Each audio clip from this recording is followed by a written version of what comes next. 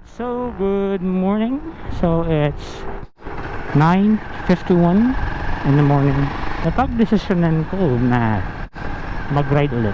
Mag-ride tayo ulit gamit to Himalayan 450. So pupunta tayo sa Kapatagan, Digos City.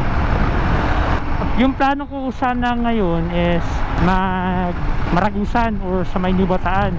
Kaso may nabasa kasi ako sa Facebook na hindi daw possible si New Bataan kasi tinamaan daw ng landslide during nung lindol. Ayoko din naman mag-take ng risk na pumunta doon mag-ride tapos may mga landslide na nangyayari. So mas better nga hanap tayo ibang area. Dito kasi sa Kapatagan, bundok siya. Pero yung mga daan niya is hindi kagaya nung sa New Bataan na yung mga kalsada is nasa gilid ng bundok. Tapos may mga bato pa na nahuhulog. Maraming beses na rin ako nakapunta doon. Sobrang ganda ng lugar. Maganda yung view. Yun nga lang, kapag umuulan, may mga nahuhulog na bato galing sa mismong bundok, sa mga bundok. Tapos yung mismong bundok is parang ayoko talagang tumingin dun eh. May mga nahuhulog na mga bato. Di gaya dito sa mismong Kapatagan. Yung mga bundok kasi dito is parang rice terraces, pero mga gulay yung nasa gilid ng bundok, hindi yung mga bundok tapos bato.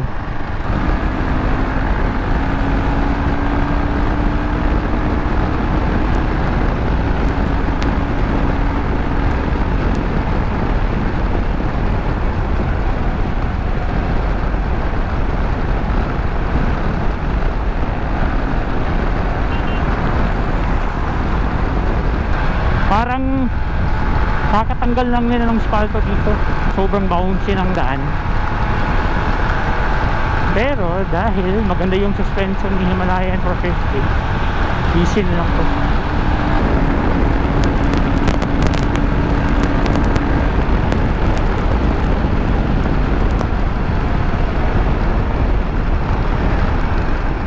Yung gusto ko rin pala dito sa mismong Himalayan is aside sa sobrang ganda ng suspension, sobrang tipid din ng mismong motor nito. Actually yung motor ko GSX-S 150cc lang yun. Kapag nag-ride ako noon Davao to Bukidnon, Sinuda, pabalik yung nagagas ko noon is nasa 700 to 800 isang balikan na yun. Pero itong Himalayan 450, grabe, bilip ako dito 500 lang yung ginas ko. Galing Sinuda, Bukidnon, kauwi pa ako. Tapos namit ko pa siya papuntang trabaho. Umabot pa ng 4 na araw yung sobra ng gas sa 500 pesos na ginastos ko nung nag-ride ako sa Bukidnon. Grabe, sobrang tipid compare dun sa 150cc ko na GSX-S. Based sa experience ko walang halong magic yung mga pinagsasabi ko dito about sa gas consumption ng motor na to. Sobrang tipid.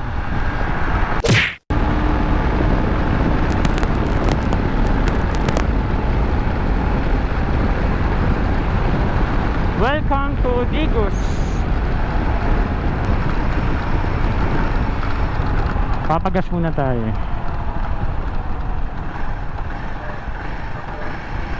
Ganda ng ADV 750.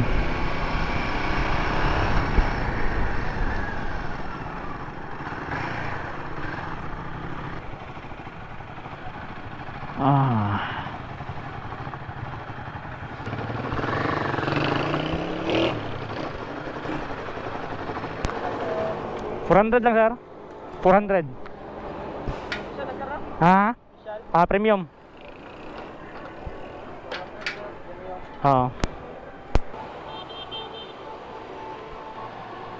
So yung igagas natin is 400 pesos. Yung gas natin is 7 liters and 400.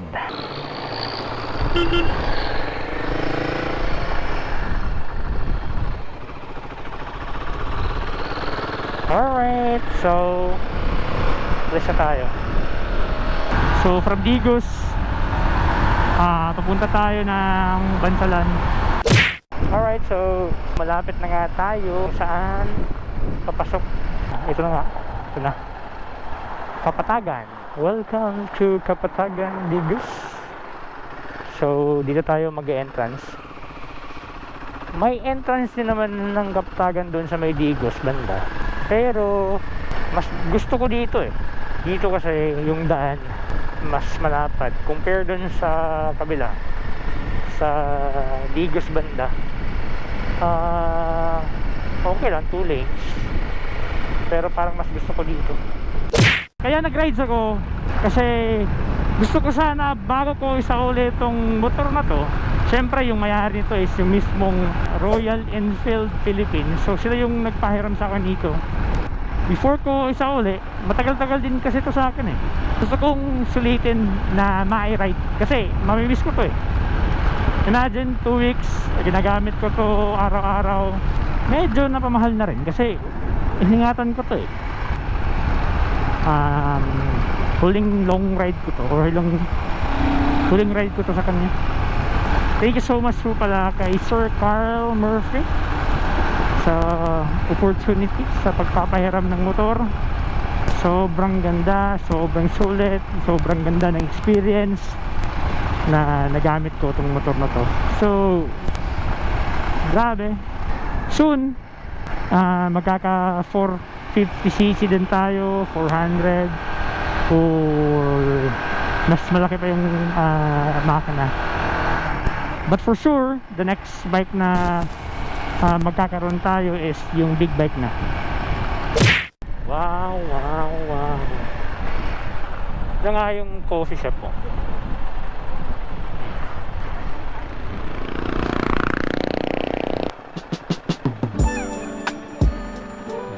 Ganda.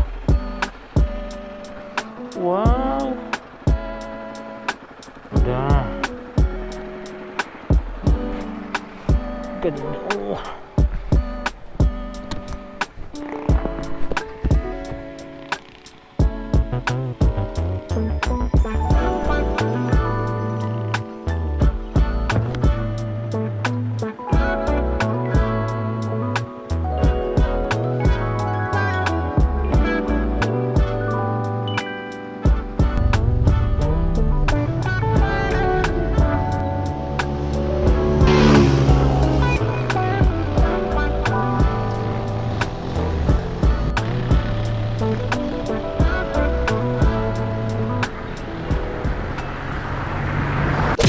Alright, so tapos na nga tayo sa pag-inom ng kape.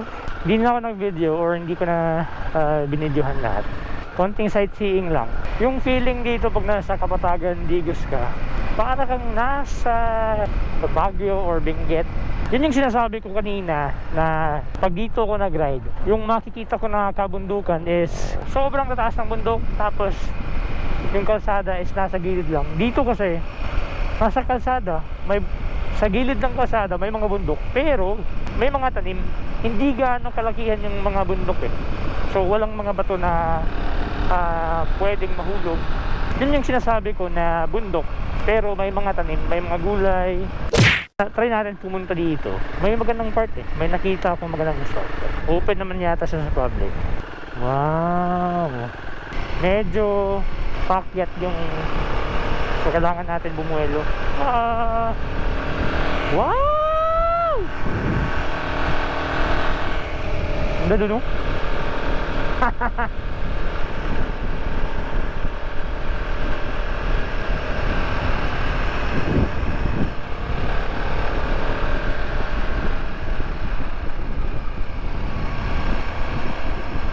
Ganda dito.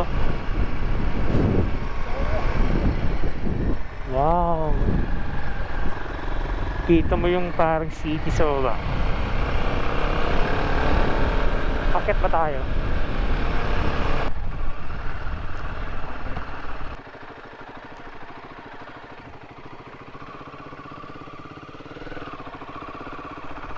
Kapatagan Digos. Pwede Malayan 450. Alright. So, tapos na tayo pahinga. Ganda dito. Kumusta Para ang kung biyahe nakatingin na sa tagal ka daw? hagdan palayan. Pero, di siya palayan. Hagdan gulayan. Pansit pa ito, igwang laing Wow! Nagpa-fog po. Wow! Ay, labuyo.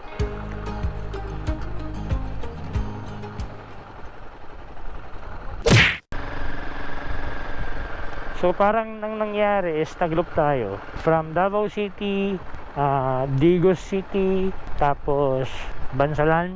After Bansalan, papunta ng Kapatagan pataas. Nagpa-fog pa yun dun sa baba.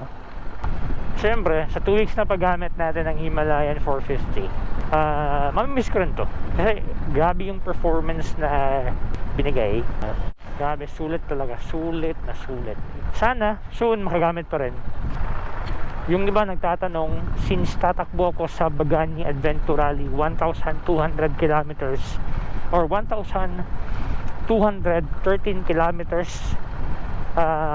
yung gagamitin ko motor is hindi po ito, which is yung GSX-S. Pero kung ito yung ipapagamit, why not? Ganda ng performance eh. Hindi masakit sa likod. Tapos yung power, grabe, hindi ka mabibitin. Hindi masakit sa likod eh, pero ganda ng performance. Parang umuulan na yata dun sa baba. Masyadong makulimlim yung paligid. Kulimlim na dito na part eh. Parang nagbabadyang umulan. Eh di magpasilong, wala tayong kapote. Alright, so uwi na tayo guys. Baka pa tayo ay abutan ng ulan. Alright, so dito na lang tayo guys. So maraming salamat. Tapusin ko na yung vlog dito. Baka mabasa yung camera. Alright, so maraming salamat sa panonood. And ito yung huling beses na makikita nyo na gagamitin ko itong Himalayan 450 sa aking vlog, kasi isasauli ko na to. Thank you so much sa Royal Enfield Philippines, lalong-lalo na kay Sir Carl Murphy. Maraming salamat talaga. Alright guys, so papaalam na tayo. So expect sa next vlog natin is yung GSX-S na naman yung motor na gagamitin natin. So maraming travel, maraming long ride na naman yung gagawin natin. At syempre, soon, by next month, November 14, 15, 16, Bagani Adventure Rally, located or i-held yan sa mismong Digos City. So dito rin, malapit sa Kapatagan. Alright, so maraming salamat guys. So see you sa susunod na vlog. Bye!